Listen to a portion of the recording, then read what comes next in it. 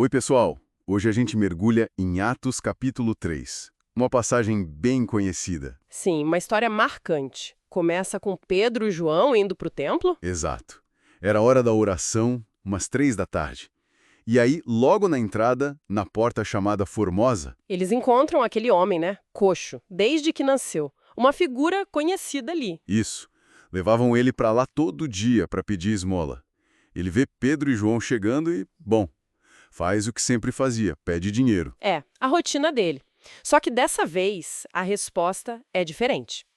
Pedro e João olham firme para ele. E Pedro fala, olha pra gente. O homem presta atenção, né? Provavelmente pensando, opa, vem alguma coisa boa aí. Exato. A expectativa era uma moeda, talvez. Mas aí, Pedro solta aquela frase, impactante. Não tenho prata nem ouro, já quebra a expectativa ali. Totalmente. Mas o que eu tenho, isso eu te dou. E aí vem o comando. Em nome de Jesus Cristo Nazareno, anda. Uau! Direto ao ponto. E não fica só na palavra, né? De jeito nenhum. Pedro pega na mão dele, ajuda a levantar e, pronto. O texto diz que imediatamente os pés e tornozelos ficaram firmes. Incrível. Imagina a cena. O homem começa a andar, a pular, entra no templo com eles, louvando a Deus. Uma transformação completa, pública. O cara que todo mundo via ali, imóvel, pedindo, agora tá pulando de alegria. Deve ter causado um alvoroço, né? O pessoal que frequentava o templo conhecia ele. Com certeza. O texto fala que ficaram cheios de admiração e espanto. Reconheceram na hora. E aí a multidão se junta, corre até eles lá no pórtico de Salomão, todo mundo querendo entender o que aconteceu. E é nesse momento que Pedro toma a palavra. Ele podia ter aproveitado a fama ali, né? Mas não. Verdade. O que ele faz? Ele confronta a multidão. Pergunta assim, direto, os israelitas. Por que isso surpreende vocês? Por que ficam olhando para nós como se fosse pelo nosso poder?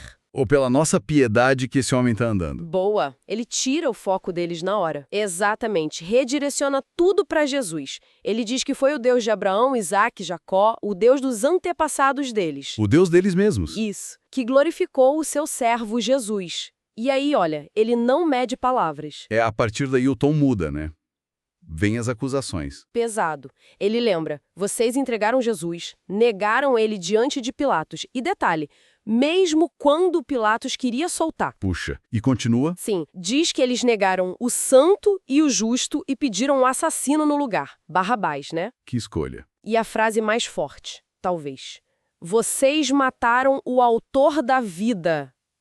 Cara, pensa nesse título. Autor da vida. O contraste é brutal. Mostra a inversão total de valores que ele está apontando ali.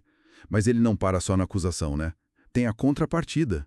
Não, claro. Ele imediatamente fala, a quem Deus ressuscitou dos mortos, e nós somos testemunhas disso. A ressurreição como selo divino. E a prova está ali, na frente deles. Exato. A cura do homem. Pedro explica, foi pela fé no nome de Jesus que este homem recebeu saúde perfeita.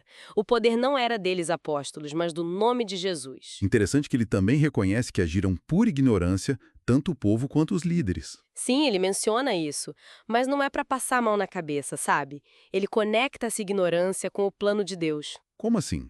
É como se dissesse, olha, vocês fizeram isso sem entender direito, ok, mas mesmo assim vocês acabaram cumprindo o que Deus já tinha dito pelos profetas sobre o sofrimento do Cristo. Entendi. Uma ação humana, mesmo errada e ignorante, dentro de um propósito maior de Deus. Que coisa complexa. Muito. E diante desse quadro todo, qual a saída? Pedro aponta o caminho. O chamado à ação. Isso. Arrependam-se então e voltem-se para Deus, para que os seus pecados sejam cancelados. Arrependimento e conversão. E ele promete algo em troca, né? Esses tempos de refrigério. O que seria isso? Boa pergunta. Para eles, essa expressão trazia uma ideia forte de alívio, de restauração espiritual, sabe? Um tempo bom prometido por Deus.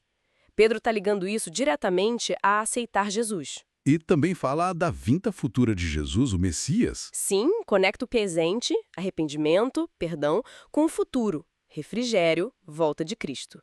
E para dar peso a tudo isso, Ele usa as escrituras que eles conheciam. fundamental. Cita Moisés, que falou de um profeta como ele, a quem deveriam ouvir. Diz que todos os profetas, desde Samuel anunciaram esses dias que eles estavam vivendo. Ele está dizendo, isso tudo não é invenção nossa, está tudo previsto. Exatamente. E mais, vocês são os herdeiros dos profetas e da aliança que Deus fez com Abraão. Aquela promessa, diga. Pela sua descendência, todos os povos da terra serão abençoados. Isso mesmo. Aí ele conclui que Deus ressuscitou Jesus e o enviou primeiro para eles, o povo da aliança, Para quê? Qual o propósito desse envio prioritário? para abençoá-los, convertendo cada um deles dos seus maus caminhos. A bênção prometida a Abraão se concretiza na oferta de transformação através de Jesus. Então, resumindo, a cura foi o estopim, né? Um milagre visível que abriu a porta para Pedro fazer esse discurso poderoso. Perfeito, o discurso é o centro. Usa a cura para confrontar a rejeição a Jesus, chamar um arrependimento e mostrar que tudo se encaixa nas promessas antigas. Um evento transformando uma vida e abrindo espaço para uma mensagem transformadora para muitos. E fica aquela tensão interessante, né? O povo que rejeitou o autor da vida, segundo Pedro, agora vê o poder desse mesmo nome trazendo vida e cura. Verdade. O que será que isso diz sobre, sei lá, nossa própria capacidade de reconhecer o sagrado agindo?